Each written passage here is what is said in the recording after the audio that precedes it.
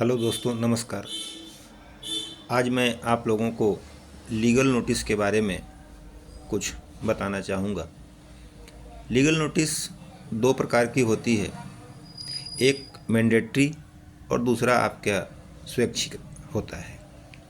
Mandatory legal notice जो आवश्यक legal notice है, उसके अकॉर्डिंग आपको कोई भी केस फाइल करने से पहले देना आवश्यक होता है।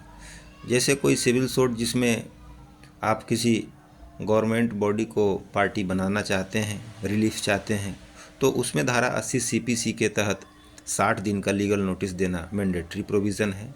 यदि कोई अर्जेंट मैटर है जिसमें आपको लगता है कि 60 दिन की नोटिस देने पर आपका सिविल सूट करने का कोई मतलब नहीं रहेगा, तो वहाँ कोर्ट आपको 80(2) के तहत छूट भी दे सकती है।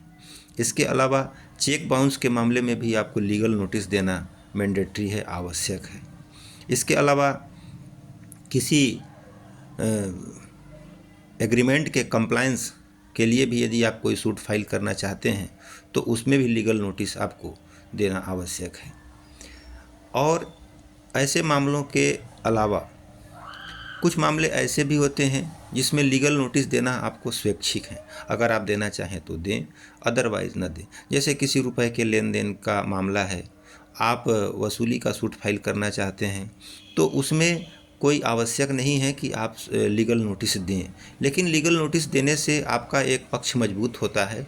कोर्ट में आपके पास कहने के लिए एक अवसर होता है कि हमने मामला फाइल करने से पहले भी इनको नोटिस के माध्यम से सूचना दिया था। इस तरह से किसी प्रॉपर्टी संपत्ति विवाद के संबंध में भी आप लीगल नोटिस दे सकते हैं।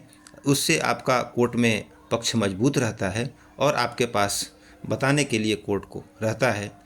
तो इस प्रकार से आप लीगल नोटिस दे सकते हैं। यहाँ मैं एक चीज़ और आपको बता दूं कि लीगल नोटिस कोई आवश्यक नहीं है कि आप वकील के माध्यम से ही भेजें, ऐसा कोई नियम नहीं है। लेकिन चूँकि लीगल नोटिस जैसा शब्द से ही पता चलता है कि लीगल, तो उसमें जिस संबंध में हम लीगल नोटिस देना चाहते हैं उसमें चूँकि कानूनी तथ्य हो, कानूनी फैक्ट हो, तो इस वजह से हम वकील के माध्यम से ही यदि लीगल नोटिस भेजें तो ज़्यादा अच्छा रहेगा। धन्यवाद।